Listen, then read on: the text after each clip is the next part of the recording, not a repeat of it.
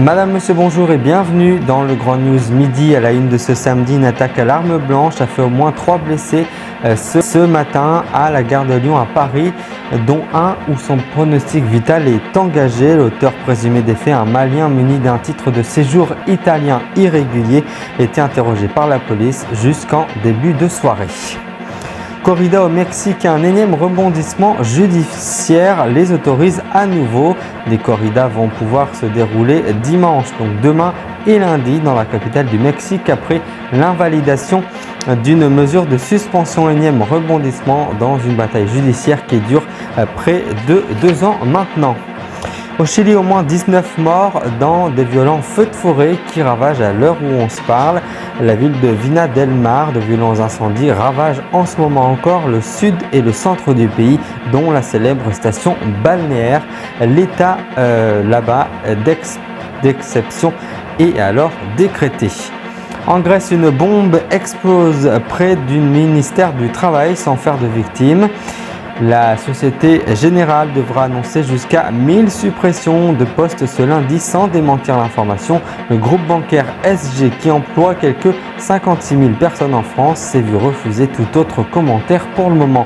Et puis dans le Var, un sexagénaire en garde à vue après avoir tué sa femme. Par ailleurs, une enquête administrative a été ordonnée visant la police qui était intervenue puis repartie vendredi au domicile conjugal, soit quelques minutes à peine avant que le mari, qui était déjà en état d'ébriété, tue son épouse.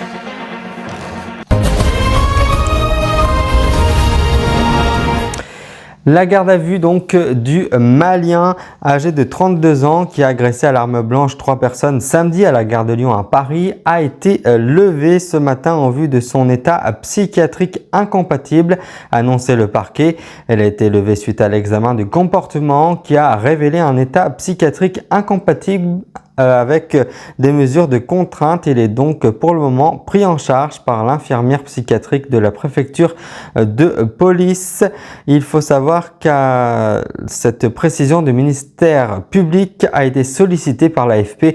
L'assaillant avait pourtant été examiné un peu plus tôt dans la matinée par un médecin qui avait jugé son état compatible avec une mesure de garde à vue, avait appris le Figaro de sources policières confirmant une information de BFM TV.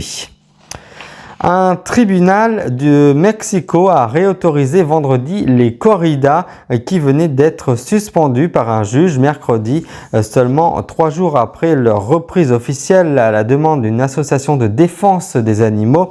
L'interruption des corridas impacte de manière négative toute une série d'activités et de droits qui, au moins jusqu'à présent, constituent une activité licite, a estimé le tribunal dans sa décision rendue publique. Dans un communiqué, la société organisant des corridas de la capitale s'est félicitée de cette nouvelle, affichant son engagement envers des traditions et la richesse culturelle liée à la tauromachie.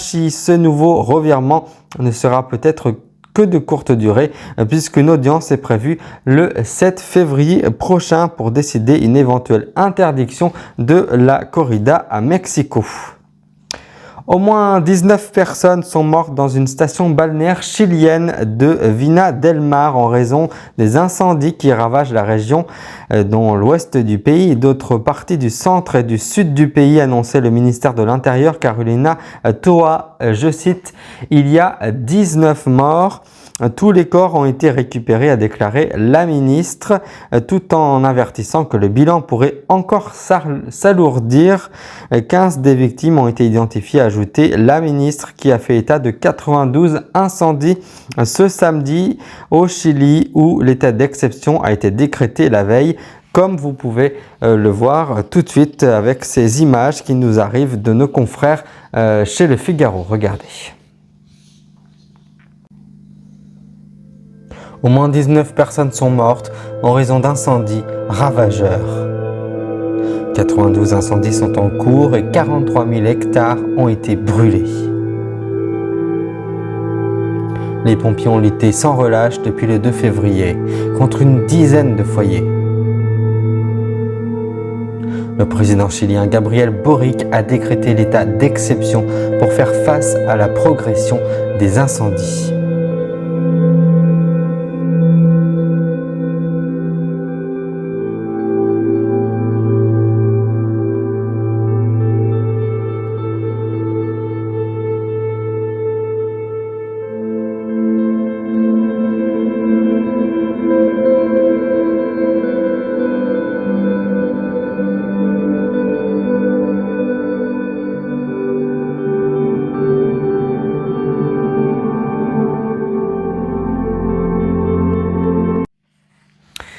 Un engin a explosé dans la nuit de vendredi à samedi en face du bâtiment du ministère du Travail dans le centre d'Athènes sans faire heureusement de victimes, a annoncé la police grecque ce samedi. L'explosion qui a provoqué des dégâts matériels notamment a été précédée d'un appel téléphonique anonyme au quotidien grec, journal des rédacteurs, selon le communiqué de la police.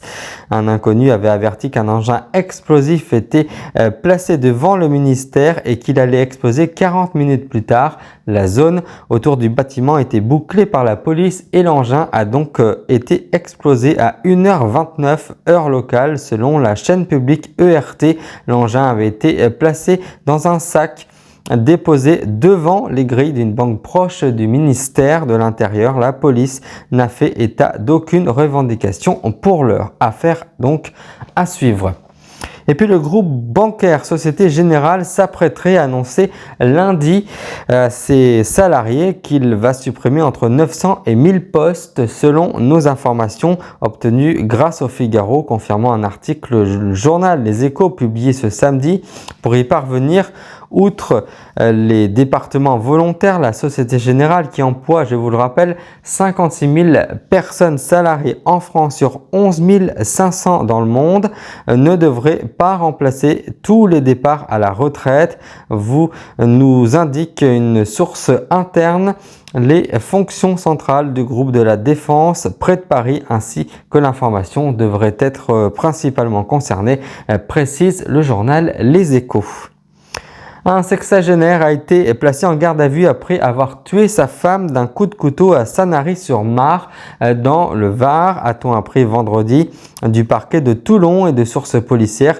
Par ailleurs, une enquête a donc été ouverte, une enquête administrative a donc été ordonnée visant la police qui était intervenue vendredi, soit hier, au domicile quelques minutes à peine avant le drame, avant que le mari, un sexagénaire qui était déjà en état d'ébriété, tue sa femme volontairement, a-t-on annoncé ce samedi auprès du parquet de Toulon.